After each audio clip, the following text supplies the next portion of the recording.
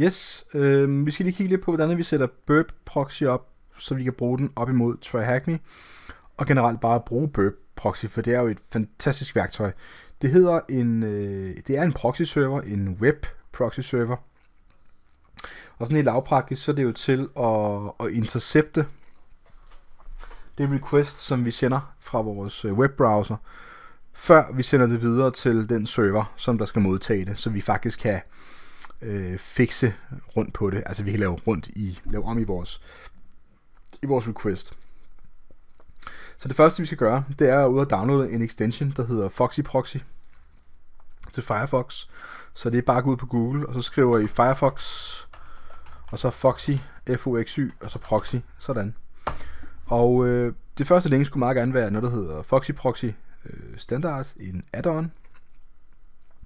Og den skal I lige installere til jeres Firefox browser i Linux Kali naturligvis, ikke? Når jeg så har gjort det, så får jeg sådan en lille ikon herovre. Man kan se, det er Foxy Proxy ikonet. Og der har jeg selvfølgelig oprettet en lille en herinde, der hedder Burp Proxy. Men hvis nu går tilbage her og lige trykker på Options, fordi I har jo ikke installeret den endnu, og det har I så, men I har ikke sat den op til at virke på, til Burp. Så trykker I på Options, og så går I ind og trykker Add herop, der står Add, og det I skal tilføje her, det er jo selvfølgelig en titel, der skriver I selvfølgelig bare Burp Proxy for eksempel, og HTTP er glimrende, og så IP-adressen det er 127.0.0.1, det vil sige, det er jeres lokale IP-adresse, og port 8080, det er den port, I skal lytte på. Så trykker I bare Save, og så er I faktisk good to go. Lad mig vise, hvordan det virker. Nu trykker jeg så Cancel, fordi jeg har jo installeret den, men I skal trykke Save. Det jeg gør nu, det er, at jeg går over her og åbner mit drop-down menu i Linux Kali, og så skriver jeg Burp, og så åbner jeg Burp Suite. Når den starter op, så kommer den og siger alt muligt, og det ligner jo en fejl, men I skal bare trykke OK, fordi det har noget at gøre med versionering. Og det næste, der så sker, det er, at I så skal vælge, og ja, nu kommer den så og siger, at den gerne vil opdatere, jeg trykker bare Close eller Cancel. I skal vælge at lave et nyt projekt, I skal bare trykke Temporary Project, eller Temporary Project, og så Next, og så bare Use Burp Defaults, ikke noget fancy her, bare Start Burp. Når jeg så har startet Burp, så I skal lige vente et øjeblik her, så ser det sådan her ud. Over på vores dashboard her, der har jeg sådan et generelt overblik over noget af det trafik, som der er, som vi har snappet, men også noget om, hvad der er i features i Pro-versionen. Nu er det her så en community version, så den er gratis, men det der er vigtigt for os, det er at gå over til Target, og lige se, der er noget sitemap. Så når vi sidder og går igennem en hjemmeside, igennem Burp Proxy, så vil I kunne se de URL'er, I går igennem her. Under Proxy-tabben, der er måske den vigtigste af dem alle sammen under Intercept. Den hedder Intercept is on, eller klik på den, og Intercept is off. Når den står til off, så betyder det, at I ikke intercepter noget trafik fra jeres browser. Når den er på on, så betyder det, at I intercepter. Lad os starte med at gå ud og tilbage til vores Firefox browser, og så lige gå over i Foxy Proxy, og så lige vælge vores nye option, der hedder Burp Proxy. Så bliver den grøn, og alt er godt. Og så står der et lille markat heroppe, der hedder Burp, for nu har vi jo givet den markat. Det næste vi gør, det er, at vi går tilbage til Burp Proxy, der ligger heroppe, og så trykker jeg Intercept til, så Intercept is on. Så gør jeg det, at jeg går tilbage til en browser, og så åbner jeg, lad os bare se her, vi skal gøre et eller andet jo, så jeg vælger at gå ud på Google, det er der, og her, der skriver jeg bare test. Jeg når dårligt nok at gøre noget, så popper den op og fortæller mig, at nu er der et request, der er i gang med at blive sendt. Og det kan godt være lidt irriterende, når det er en søgemaskine, der kører med JavaScript. Så hvis I ikke har noget at trykke enter endnu, så trykker jeg lige intercept on og off, bare lige for at skippe det hele. Så skriver jeg test. Jeg kan godt se, at jeg nåede faktisk ikke at gøre noget. Det som vi skal være opmærksom på, det er jo, at herinde, der står en URL, der hedder complete search client equal Firefox and Q for query equal TET. Det er faktisk det, jeg har skrevet her. Så hvis jeg når lige skriver et S mere,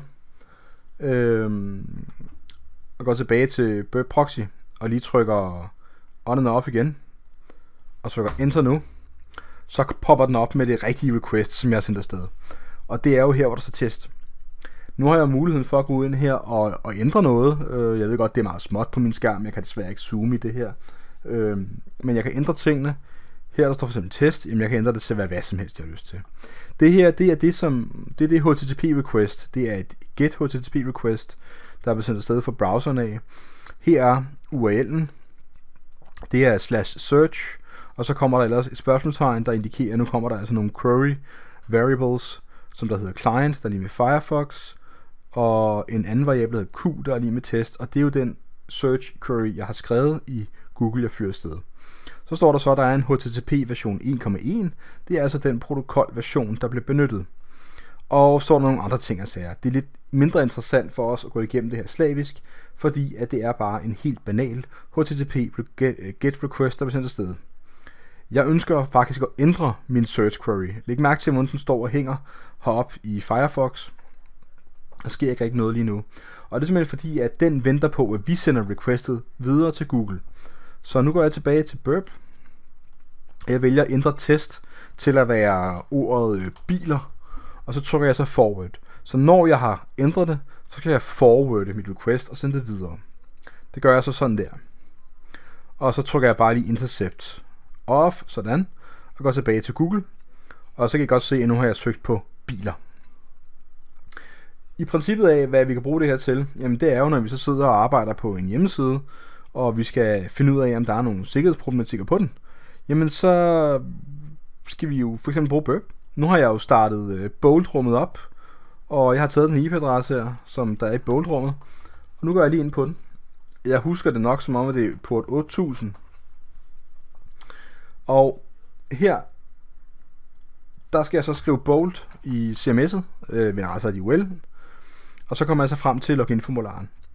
Nu går jeg tilbage til Burp Proxy igen, slår den til, og så laver jeg så et brugernavn, der hedder admin, og password er bare password for eksempel. Så trykker jeg så log on, så popper Burp frem, og så kommer den og siger til mig, hey, du er i gang med at sende et post request til /bolt/login med HTTP protokol 1.1. Din IP-adresse, den IP-adresse, som hosten har, hvor serveren ligger, hedder 10.10.33.31 port 8000. Og user agent, det er jo mig, og så videre, så videre. Så kommer den hernede og siger, at der er noget med en sessionscookie, der bliver sendt videre med.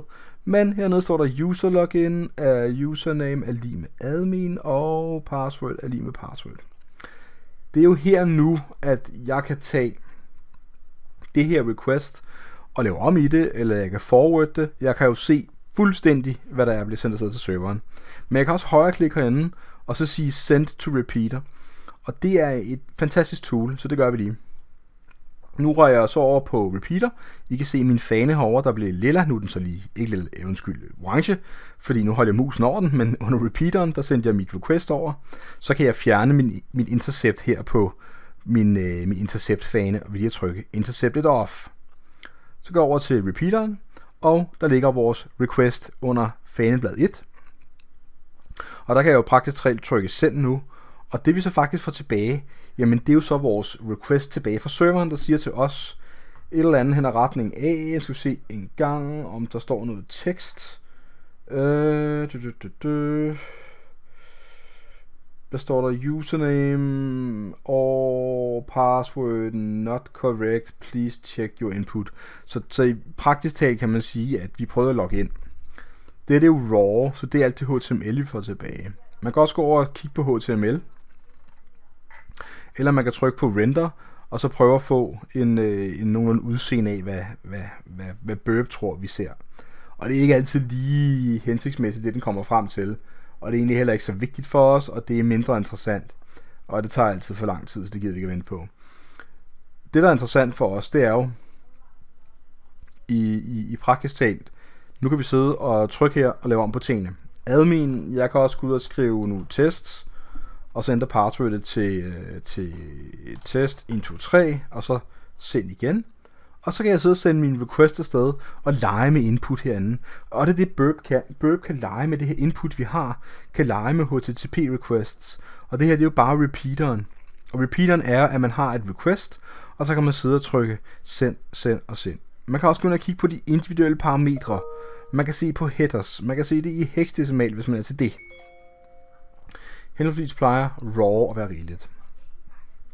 Burp kan rigtig mange flere ting end bare lige det, jeg har snakket om nu. Det her, det var kun lige for at komme i gang. Men nu skal vi også tilbage igen. Nu skal vi holde op med at bruge Burp. Nu skal vi stoppe Burp, og hvordan gør vi så det? Først og fremmest så går man over den fan, der hedder proxy.